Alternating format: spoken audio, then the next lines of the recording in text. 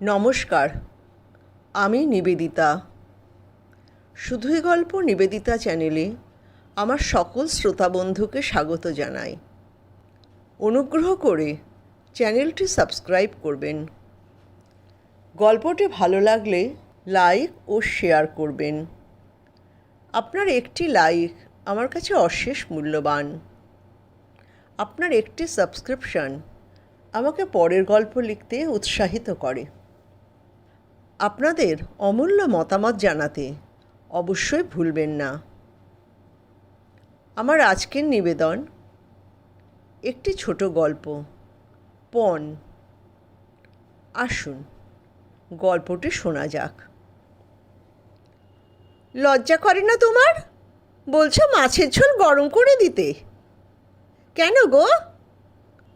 বিয়ের সময় যখন তোমার মা মুখ দেখেছিল একটা ফেরফেরে কানের দুল দিয়ে, একজোড়া বালা দিতে পারোনি বলে মাছের ঝোলের বাটিটা গায়ের উপর ফেলে দিল ডাক্তারের।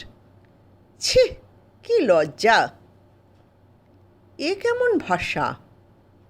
না, এই রকম ভাষাই ব্যবহার করত ডক্টর অনির্বাণ মৈত্রের স্ত্রী। ডক্টর অনির্বাণের বয়স তখন এই 33-34। বিয়ের সবে 1 বছর হয়েছে। অনির্বাণ মুখ নিচু করে ভাত ফেলে উঠে যায়। সে কি বলবে বুঝতে পারে না। সে খুব ভালো ছেলে, ছোট থেকে মন দিয়ে পড়াশোনা করেছে। না, কোনো প্রাইভেট টিউশন নেয়নি, মানে লাগেনি। দিন রাত পড়তো, শুধু পড়া। স্কুল থেকেই সে এইরকম মুখ গুঁজে পড়াশোনা করেছে। পড়াশোনায় তার একমাত্র ধ্যান জ্ঞান ছিল। তার একটাই কথা ছিল, বইয়ের প্রথম পাতা থেকে একদম শেষ পাতা ঝরঝরে মুখস্থ করে রাখো, দেখবে কেউ তোমাকে পেছনে ফেলতে পারবে না। তখন সে ভালোবাসত খেতে, একটু বড় পিসের মাছ, একটু মাংস। গরিব ঘর, অত জুটত না, ডাল ভাতই সই। চাহিদা ছিল একটি, আলু ভাজা। ভাত হোক বা রুটি, ওই আলু ভাজা হলে তার খাওয়া হয়ে যেত। তার মা ওইটুকু জোগাড় করে দিত। ডাক্তার ছেলেটিকে ছোট থেকে দেখে আসছি। জেদি, একগুঁয়ে, খুব ভালো ছেলে। একগুঁয়ে মানে কোনো খারাপ জিনিসে না, নিজের পড়ার ব্যাপারে এটা করতেই হবে এই রকম জেদ। যেমন ডাক্তার হতে হবে, ছোট থেকে ওর এই চিন্তা মনে। ওকে কে বলেছে কে জানে, ওর মনের মধ্যে একটাই ইচ্ছা, ডাক্তার হতে হবে। সেই লক্ষ্যেই ও এগোতো, পড়াশোনা করত। অনির্বাণরা 3 ভাই বোন, 2 ভাই 1 বোন। ওর পরে 1 ভাই 1 বোন। বাবা ছোটবেলায় মারা গেছেন। অল্প বয়সী মা 3 ছেলে মেয়েকে নিয়ে কাকাদের আশ্রয়ে থাকেন। তারাই তাদের ভরণ পোষণ চালান। মা দিবারাত্রি সংসারের কাজ করেন। 3 ছেলে মেয়ে নিয়ে থাকা, তাই সংসারের সব কাজ করে তিনি কাজের লোকের খরচটা বাঁচিয়ে একটু সাহায্য করতে চেষ্টা করেন। তাতে কেউ খুশি হলে হয়, যার খুশি না হবার সে কিছুতেই খুশি হয় না, কিন্তু কাজটা করিয়ে নেয়। সেই মা সকাল থেকে রাত অবধি নিঃশব্দে কাজ করে যায়। তার পক্ষে যতটুকু দেওয়া সম্ভব উজাড় করে দিয়ে যায়। বাড়িতে অনেক লোক, 3 কাকা কাকিমা ভাই বোনেরা, অনেকে। পিসে মশাই মাঝে মাঝে এসে থাকেন। বাড়িও ছোট।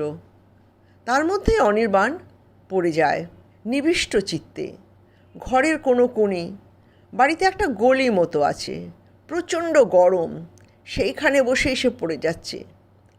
এ ঘটনা 70 দশকের। সে সময় চূড়ান্ত লোডশেডিং হতো। তার মধ্যে প্রচণ্ড গরম। অনির্বাণের কোনো হেলদোল নেই, সে নিজের নিয়মে চলে, তার ডাক্তার হবার লক্ষ্যে।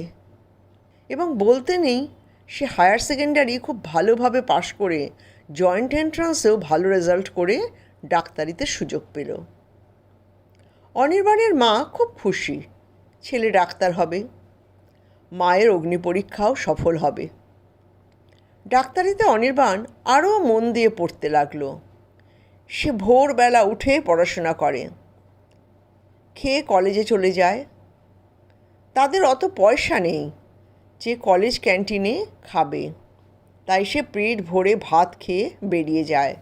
মায়ের হাতে তৈরি রুটি তরকারি টিফিনে নিয়ে যায়।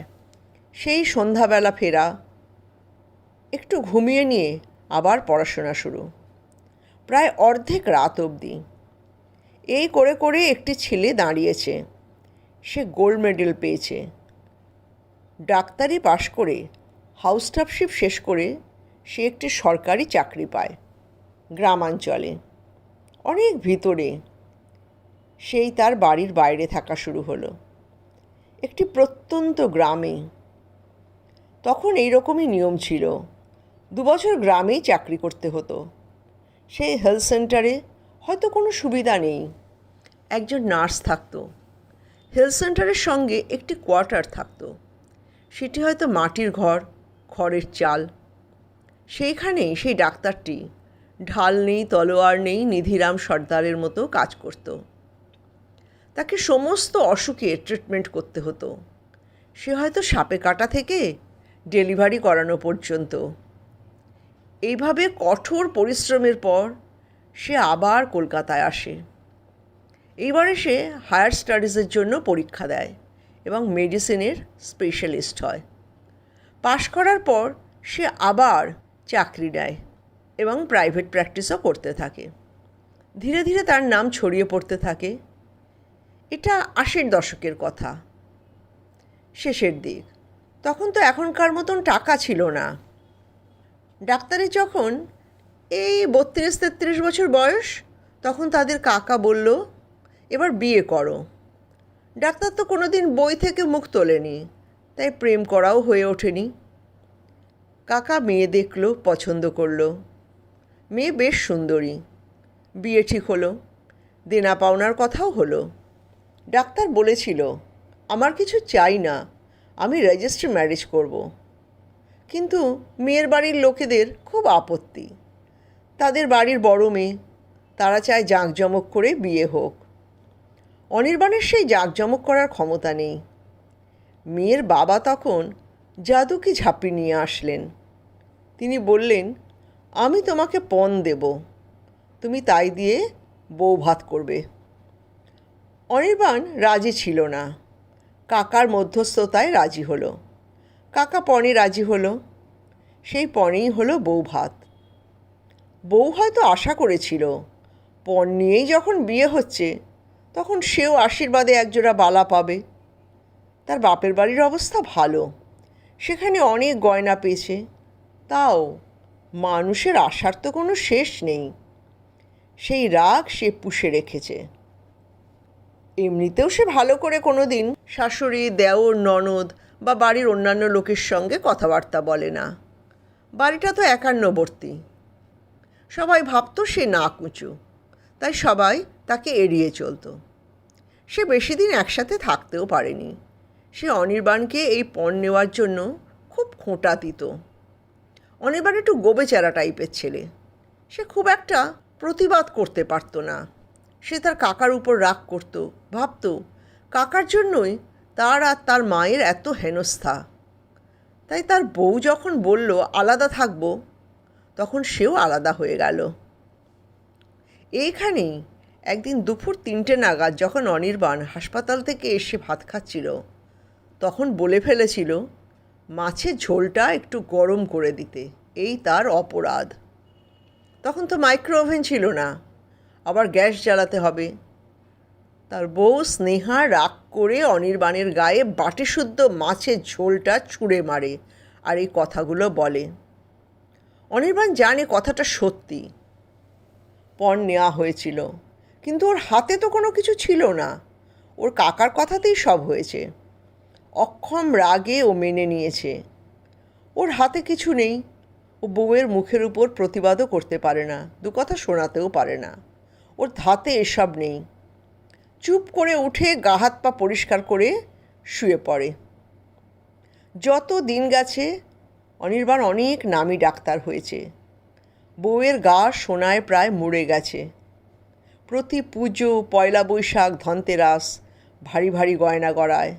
গয়না রাখার জন্য লকার নিতে হয় আলাদা। একটা লকারে হয় না, তাও তার বউয়ের রাগ যায় না। অনির্বাণ গাধার মতো পরিশ্রম করে। দুটি ছেলে মেয়ে, তারাও মায়ের ধাত পেয়েছে। বাবার দিকে কোনো ভ্রুক্ষেপ নেই। বাবা যে সকালে বেরিয়ে যায় আর কত রাতে যে ফেরে কেউ হদিশও রাখে না। বাবা শুধু একটা টাকা উপার্জনের যন্ত্র। বাড়িতে দুটো তিনটে গাড়ি, যার যখন ইচ্ছা গাড়ি করে বেরিয়ে যায়। বাড়িও দু তিনটে। অনির্বাণের মা আর নেই, তাই অনির্বাণের কোনো টেনশনও নেই যে মাকে কেউ আর অপমান করবে ফ্যারফ্যারে দুল দেওয়ার জন্য। সে এখন বাড়িতে থাকার থেকে রোগী দেখার মধ্যে বেশি আনন্দ পায়। রোগীরা যেন তার পরম আত্মীয়।